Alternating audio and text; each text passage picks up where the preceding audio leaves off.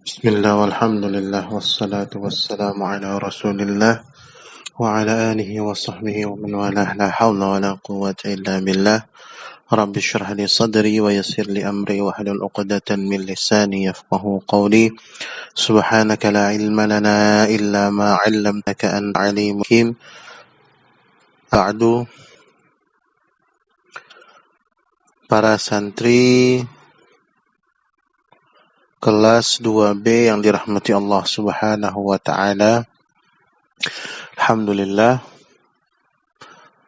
puji syukur atas kehadirat Allah Subhanahu wa taala. Pada kesempatan kali ini kita masih diberikan umur panjang untuk menyambut pertama tahun baru, yaitu tahun 2021, dan juga alhamdulillah kita diberikan kesempatan oleh Allah Subhanahu wa taala untuk kembali lagi mengkaji, mempelajari ilmu-ilmu yang mana dapat menunjang pemahaman kita untuk memahami Al-Quran dan Hadis, wabil khusus pelajaran Nahwu dan Sharaf di semester 2 ini, di semester yang insyaallah saya harapkan untuk para santri kelas 2B lebih semangat lagi. Yang kemarin masih bolos-bolos, yang kemarin masih malas-malasan mengerjakan tugas, yang kemarin tidak ada kabarnya, mohon untuk lebih rajin lagi dalam mengikuti kegiatan pembelajaran jarak jauh ini. Bismillah walhamdulillah. Sebagai pembuka untuk semester 2 ini, insyaallah dalam ilmu Nahwu Sharaf ini kita masih dalam kitab yang sama, yaitu kitab Muntaha, yang mana insyaallah pembahasan kali ini yaitu di halaman 193 tentang tarkib.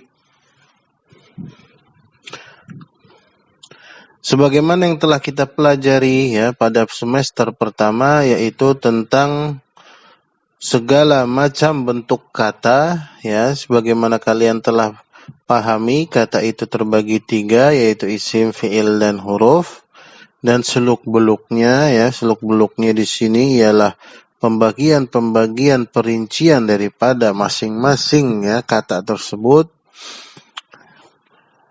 Sekarang kita beralih yang namanya adalah tarkib. Tarkib itu kalau dalam bahasa Indonesia namanya adalah frase. Frase itu ialah satuan bahasa yang tersusun dari 2 kata atau lebih yang menunjukkan arti tertentu, dan ia bukanlah sebuah susunan kalimat yang panjang. Jadi hanya 2 kata ataupun lebih, tapi tidak membentuk kata, tidak membentuk kalimat yang panjang. Dari sini dapat dipahami bahwa frase merupakan satuan antara kata dengan kalimat, satuan merupakan satuan antara kata dengan kalimat. Jadi setelah ada kata, maka berikutnya ada namanya frase. Setelah frase baru adalah kalimat. Frase dalam bahasa Arab diistilahkan dengan sebutan tarkib. Tarkib itu susunan Artinya dalam bahasa Indonesia adalah susunan. Bahasa Arab mengenal ada 6 macam tarkib. 4 diantaranya sering muncul dalam teks, sementara yang kelima dan keenam jarang. Keenam tarkib tersebut akan sama-sama kita pelajari pada pertemuan kali ini. Untuk seluruh santri kelas 2B mohon memperhatikan benar-benar pembagian tarkib ini. Insyaallah nanti ada tugas, yang mana tugasnya itu saya berikan tidak terlalu banyak Yang pertama ialah tarkib isnadi. Tarkib isnadi ialah susunan kata yang terdiri dari 2 unsur, yaitu musnad dan musnad ilaih. Di sini musannif mencontohkan Muhammadun mujtahidun. Muhammad ialah orang yang rajin. Kemudian yuflihu Muhammadun. Muhammad sukses. Pada contoh pertama yaitu kalimat mujtahidun, ya kata ya, bukan kalimat ya. Kata mujtahidun, orang yang rajin disandarkan pada kata Muhammadun. Sedangkan pada contoh kedua, kata yuflihu yaitu sukses. Sukses dia disandarkan pada kalimat Muhammadun.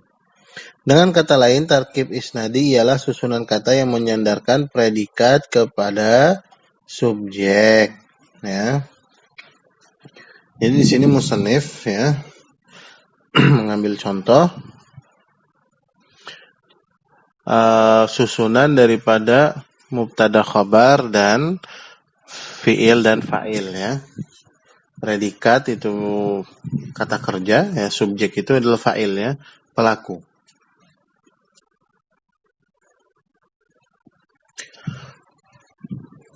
Untuk tarkib yang kedua ialah tarkib idhofi. Tarkib idhofi adalah susunan kata yang terdiri dari dua unsur kata yang antara kata pertama dengan kata yang kedua memperkirakan salah satu dari tiga makna, yaitu li yang artinya milik, fi yang artinya dalam atau pada, kemudian min yang artinya dari, dan ka yang artinya laksana.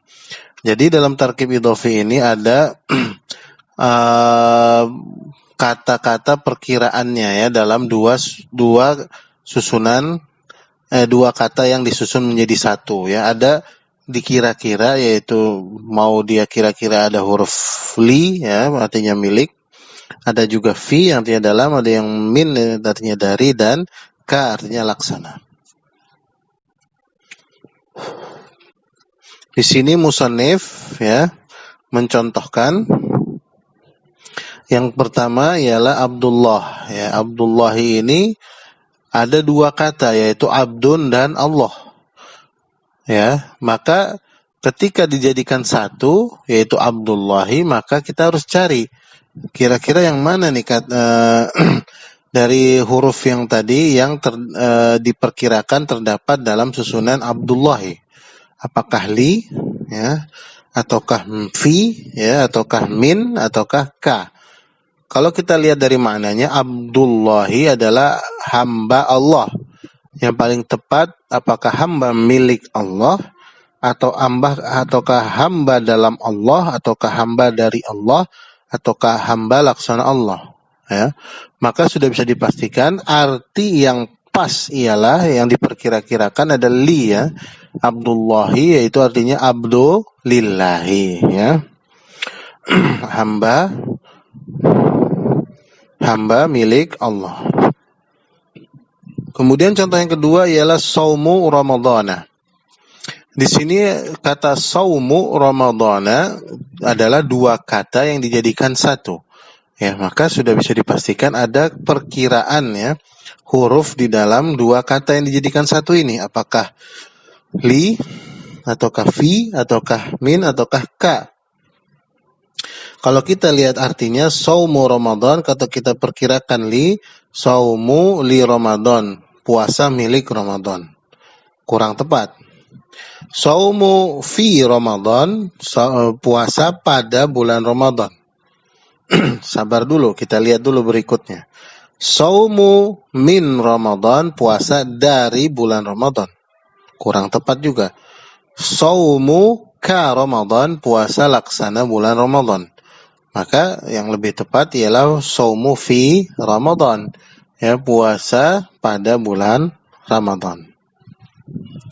Kemudian contoh berikutnya ialah khatamu hadidin. Ya, cincin perak. Maka tinggal kita lihat 4 huruf perkiraan ya. Coba kita lihat di sini khatamu li hadidin misalkan. Cincin milik besi. Ya, khatamu fi hadidin, cincin pada besi. Khatamu min hadidin, cincin dari besi. Khatamu ka hadidin, ya, cincin laksana besi. Ya, maka kalau kita lihat artinya ya paling tepat ialah khatamu min hadidin ya. Perkiraan katanya adalah min. Kemudian berikutnya, contoh berikutnya adalah lujainul ma, air laksana perak. Nah, dari artinya saja sudah bisa dipastikan, maka lujainul ma ini adalah huruf perkiraannya adalah ka ya, laksana. Lujainu al-ma'u kal lujain ya, air laksana perak. Patut dicatat bahwa harokat ya mudhaf meskipun ia isim tidak boleh ditanwin, sedangkan harokat pada mudhaf ilaih, ingat mudhaf itu adalah isim yang ada di isim yang pertama ya dari dua isim yang digabungkan. Adapun mudhaf ilaih adalah isim yang kedua ataupun ketiga ataupun seterusnya yang digabungkan. Ya, itu namanya mudhaf ilaih. Sedangkan harokat pada mudhaf ilaih boleh memilih antara dua, yaitu tanwin ataupun alif lam. Contohnya misalkan di sini boleh khatamu hadidin atau khatamul hadidi. Ya, misalnya juga baitu malin boleh atau baitul mali. Jadi boleh tanwin, boleh ditambahkan alif lam. Frase yang ketiga ya, yaitu tarkib bayani. Tarkib bayani ialah susunan kata yang terdiri dari dua unsur kata, dengan posisi kata kedua menjadi penjelas dari kata yang pertama. Jadi fungsinya dari produk tarkib bayani ini menjelaskan ya apa yang dimaksud dari kata yang pertama. Ya, kata keduanya itu menjelaskan kata yang pertama. Tarkib jenis ini ada 3 macam, yaitu bayan wasfi. Yang pertama bayan wasfi ialah kata kedua menjadi penjelas sifat, karena bayan wasfi penjelas sifat daripada kata yang pertama. Contohnya baitun, hadza baitun jamilu ya, jamilun ya. Jadi kata jamilun merupakan bayan wasfi, penjelas sifat daripada kata baitun ya. Rumah ini rumah yang bagus ya. Kemudian tarkib bayan yang kedua adalah tarkib bayan taukidi. Artinya memperkuat kata yang pertama. Taukid itu memperkuat kata yang pertama. Contohnya jaa at-talamidu kulluhum. Murid telah datang semuanya ya. Jadi kulluhum di sini adalah tarkib taukidi yang mana memperkuat kata at-talamid ya, memperkuat kata yang pertama, yaitu talamid. Kemudian tarkib bayan yang ketiga ialah tarkib bayan badali ya. Pada tarkib ya bayan badali, kata kedua menjadi penjelas maksudnya daripada kata pertama. Jadi penjelas maksud. Kalau tarkibul wasfi penjelas sifat, kalau tarkib taukidi penjelas penguat ya daripada kata pertama. Adapun tarkib bayani badali adalah penjelas maksudnya. Maksudnya apa nih kata pertama? Maka dijelaskan oleh kata yang kedua. Contohnya jaa al-ustadu. Ustadz telah datang. Paham ustadz datang, tapi siapa yang ustadz yang mana nih? Maka maksud daripada ustadz ini ialah Muhammadun. Jaa al-ustadu Muhammadun. Ya, telah datang ustadz. Oh, ternyata yang dimaksudnya daripada ustadz itu adalah ustadz yang bernama Muhammad ya. Jadi susunan al-ustadu Muhammadun ialah tarkib badali, yang mana yang Muhammad ini yang kata kedua adalah menjelaskan maksud dari kata pertama, yaitu dari al-ustadu ya. Kemudian yang keempat ya dari tarkib, dari macam-macam tarkib atau frase ialah tarkib atfi ya. Tarkib atfi ialah susunan kata yang terdiri dari dua unsur dengan posisi kata kedua berupa ma'tuf yang disambung dan kata pertama berupa ma'tuf ilaih, inti atau induk sambungan. Jadi susunan atof ya itu adalah ada ma'tuf ilaih. Yang mana kata kedua disebut ma'tuf, yang kata pertama disebut ma'tuf ilaih. Ya. Dan dalam susunan atof ini harus ada namanya huruf atof ya. Di antaranya di sini ialah waw ya. Disebutkan oleh musannif huruf atof di sini adalah huruf waw ya. Contohnya ja'a Muhammadun wa Aliyun. Ya, susunan Muhammad dan Ali telah datang. Susunan Muhammadun wa Aliyun adalah tarkib adfi sebab kata kedua yakni kata Ali menjadi ma'tuf atau yang disambungkan pada kata Muhammad. Sementara kata kedua yaitu kata Muhammad menjadi ma'tuf ilaih. Itu menjadi induk sambungan daripada kata pertama.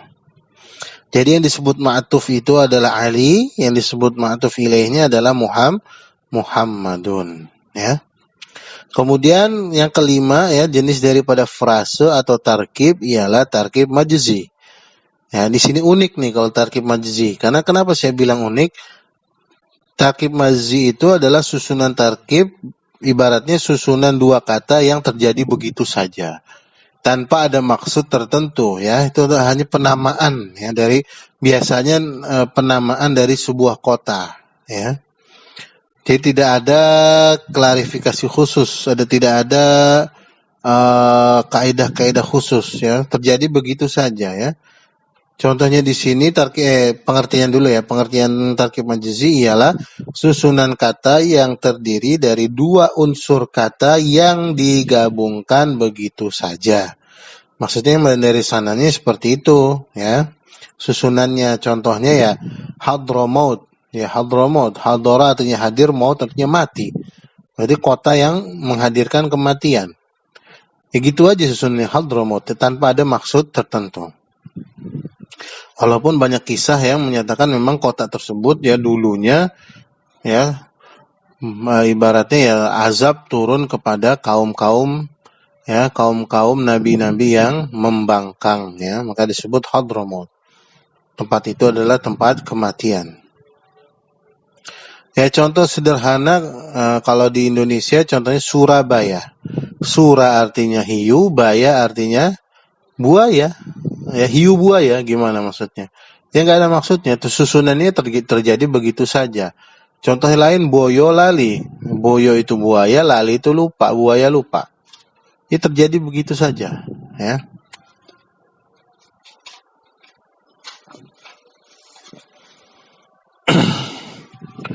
Kemudian tarkib yang terakhir yaitu tarkib yang keenam ialah tarkib adadi. Ya, yaitu susunan kata yang terdiri dari dua angka yang di antara keduanya memperkirakan huruf ataf. Contohnya ahada asyara, ithna asyara, khamsata asyara, arba'ata asyara. Ya, pada contoh di atas ialah antara kata ahada 1 dengan asyara 10 diperkirakan ada huruf ataf waw dan sehingga maknanya 1 dan atau ditambah 10 artinya 11. Pola ini berlaku pada angka yang lainnya, namun tarkib adadi hanya berlaku pada angka 11 sampai angka 19 saja ya. Ya karena memang tarkib adadi yang lain itu terdapat disebutkan huruf atofnya ya. Kalau ini memperkirakan huruf ataf. Akan tetapi seperti yang disebutkan oleh musannif ya, di antara keenam ya susunan frase ini, susunan tarkib yang kelima dan keenam yaitu tarkib majzi dan tarkib adadi itu jarang digunakan ya. Sedikit penggunaannya ya. Maka di sini sebetulnya tarkib adadi jarang muncul dalam teks. Inilah konsepsi tarkib ya, 6 tarkib. Ia merupakan satuan yang lebih luas dari kata tapi lebih sempit dari kalimat ya. Jadi untuk untuk pertemuan kali ini kita cukupkan sampai di sini. Adapun tugas ya untuk hari ini ialah kalian menghafal ke-6 tarkib tersebut beserta definisinya dan satu contoh dari masing-masing tarkib. Termasuk pembagiannya ya. Misalkan di situ kan ada pembagian namanya tarkib bayani. Tarkib bayani di situ kan terbagi menjadi 3 ya. Di situ juga kalian harus hafalkan ya. Dihafalkan ke-6 tarkib ini beserta pembagiannya dan sebutkan definisinya beserta satu saja contohnya ya. Wallahu a'lam bishawab. Assalamualaikum warahmatullahi wabarakatuh.